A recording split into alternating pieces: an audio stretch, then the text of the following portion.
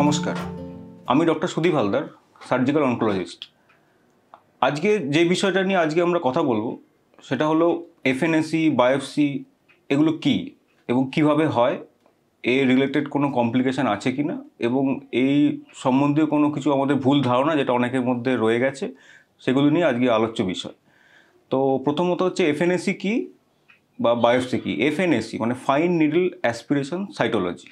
তো ফাইন মানে বোঝা যাচ্ছে যে এটা খুব সূক্ষ্ম একটা নিডল, যেটা আমাদের সাসপেক্টেড টিউমার বা ক্যান্সার সেল, এর থেকে আমরা কিছু সেল আমরা অ্যাসপিরেট করলাম এবং সেটাকে আমরা মাইক্রোস্কোপের তলায় স্টেন করে দেখে নেওয়া গেল যে ওর মধ্যে ক্যান্সার সেল আমরা কিছু পাচ্ছি কিনা। তো এটা হলো এফএনএসি। একই রকমভাবে বায়োপসি বা যেটাকে বলা হয় কোর নিডল বায়োপসি, সেটা হচ্ছে নিডল বায়োপসি। তো একটা নিডল যেটা আগেরটা ফাইন, এটা কিন্তু ফাইন নয়, এটা একটু তুলনামূলকভাবে থিক মোটা একটা নিডল, যেটা টিউমারের মধ্যে আমরা ইন্ট্রোডিউস করলাম এবং ইন্ট্রোডিউস করার পরে সেখান থেকে একটা ঠিক টিস্যু, এবার টিস্যু মানে কি, কোষ, যেগুলো একটা সেল থেকে একটা কোষগুলো নিয়ে একটা টিস্যু তৈরি হলো। তো এই টিস্যু, একটা পার্ট অফ টিস্যু আমরা নিয়ে পরীক্ষা করে দেখলাম যে ওর মধ্যে ক্যান্সার সেল আছে কিনা।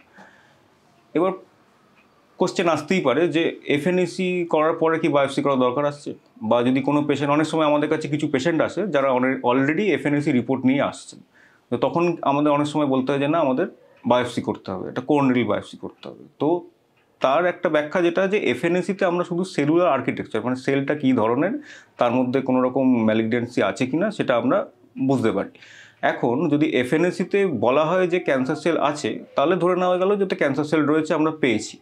কিন্তু অনেক সময় হতে পারে যে ক্যান্সার সেল নেই, এফএনএসি রিপোর্ট আসলো, কিন্তু সেই না থাকাটা যে ক্যান্সার নেই সেটা সবসময় প্রমাণ করে না।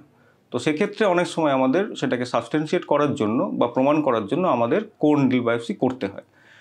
এখন এই এফএনএসিতে যখন আমরা শুধু সেলুলার আর্কিটেকচার বা সেল দেখতে পাচ্ছি যেখানে ম্যালিগন্যান্ট সেল আছে কি নেই, তো তার ক্ষেত্রে আমরা অনেক কম ইনফরমেশান পাই যে শুধুমাত্র এটা ম্যালিগন্যান্সি আছে না ম্যালিগন্যান্সি নেই।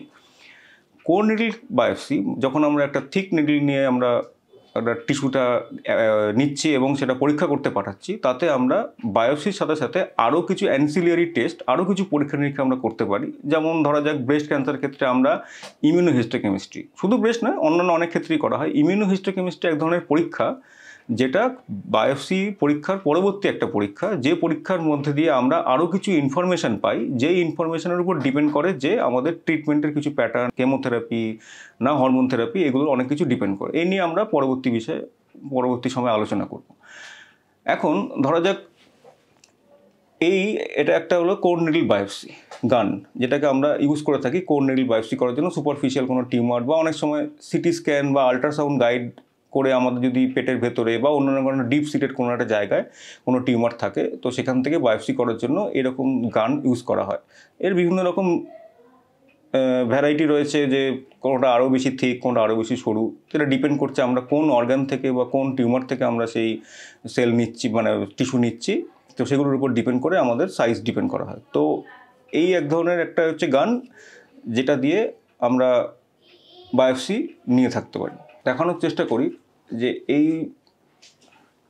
পোর্শন টিস্যুতে আমাদের টিস্যুটা অবটেন করা হয়, এখানে একটা গ্যাপ রয়েছে, তো এর মধ্যে আসে। তা এত ডিটেলস জানার দরকার নেই, বাট এইখানে একটা এত লম্বা, আমি যেটা বোঝানোর চেষ্টা করতে চাইছি যে একটা লম্বা একটা টিস্যু আসছে, যেখান থেকে আমরা বায়োপসির রিপোর্টের সাথে সাথে আরও কিছু অ্যান্সিলিয়ারি টেস্ট আমরা করতে পারি, যার থেকে আমরা অনেক বেশি ইনফরমেশান পেতে পারি। তো অনেক ক্ষেত্রে আমাদের এই বায়োপসি বা কোর নিডল বায়োপসি আমাদের ক্যান্সারের রোগ বা আরও কিছু যেটা বললাম সেগুলো নির্ধারণ করতে আমাদের সুবিধা হয়। এখন পরবর্তী কোশ্চেন, যে এই এফএনএসি বা এই বায়োপসি করলে কোনো সমস্যা আছে কিনা। যেমন সমস্যা বলতে, একটা যেখানে বায়োপসি বা এফএনএসি করা হয় সেক্ষেত্রে অনেক সময় কিছু ওখানে একটা ব্লাড জমতে পারে, একটা হেমাটোমা স্মল বা ব্যথা, এগুলো হতে পারে। এছাড়া খুব বেশি সমস্যা কিছু হয় না, এর জন্য ইন জেনারেলি কোথাও ভর্তি থাকার দরকার পড়ে না, বা এটা ডে কেয়ার একটা প্রসিডিওর। কিছু কিছু ক্ষেত্রে খুব ডিপ সিটের অর্গান, যেমন লাং বা লিভার, এরকম ক্ষেত্রে যেখানে আমাদের একটা রক্তপাতের সম্ভাবনা বেশি থাকে, সেক্ষেত্রে আমাদের একটা প্রিকশনারি একটা বলে দেওয়া থাকে যে দরকার পড়লে পেশেন্ট অ্যাডমিশন দরকার পড়তে পারে। তো ইন জেনারেলি ওভারঅল যদি দেখা যায় যে একটা বায়োপসি বা এফএনএসি এগুলো খুবই সেফ, এবং এর জন্য খুব একটা কমপ্লিকেশন কিছু হয় না। এখন এর পরবর্তী যে কোশ্চেন, যে এফএনএসি বা বায়োপসি এগুলো করার পরবর্তী মানে করার দরকার কি। তো এক নম্বর যেটা আমরা বললাম যে অলরেডি, যে আমরা নির্ধারণ করছি যে ক্যান্সার আছে কিনা। 2 নম্বর আরও কিছু ইম্পর্টেন্ট ইনফরমেশান আমরা পাচ্ছি, যেটা হরমোন থেরাপি বা অন্য থেরাপি কোনো কাজে লাগছে কিনা, বা এখন যেমন অনেক ক্ষেত্রে মলিকুলার কিছু ডায়াগনস্টিক্স আছে, যেক্ষেত্রে আমরা কেমোথেরাপির জায়গায় মলিকুলার কিছু টার্গেটেড থেরাপি ইউজ করতে পারি, বিশেষত লাং ক্যান্সার বা অন্যান্য ক্ষেত্রে। তো সেগুলোর উপর যে মলিকুলার, মানে এই একটা মলিকুলার বা জিনগত কিছু পরীক্ষা, যেগুলো আমরা এই বায়োপসি থেকে আমরা করতে পারি, এবং তার উপর অনেক ক্ষেত্রে আমাদের ট্রিটমেন্ট ডিপেন্ড করে। তো এর উপর ডিপেন্ড করছে যে আমরা বায়োপসি করছি, বায়োপসি করলে তার পরবর্তী কী কী পরীক্ষা করছি। এখন আরেকটা যেটা মেন ভুল ধারণা বা মিথ বলা যেতে পারে, যে বায়োপসি করলে কি ক্যান্সার ছড়িয়ে যায় কিনা।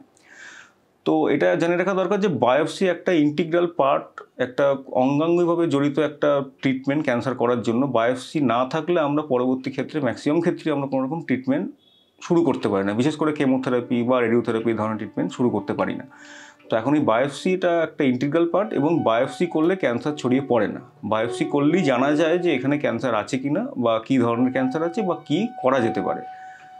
সুতরাং আশা করা যায় যে আপনাদের একটা এফএনএসি বা বায়োপসি এটা কী, এবং এর সম্বন্ধে আপনারা একটা ধারণা আপনারা পেলেন, এবং এই রিলেটেড বা অন্য কোনো রিলেটেড যদি আপনাদের কোনো জিজ্ঞাসা থাকে, সেটা আমাদেরকে লিখে জানান। আমরা ডেফিনেটলি সেটা নিয়ে পরবর্তী ভিডিওতে আমরা এটা নিয়ে আলোচনা করব। নমস্কার।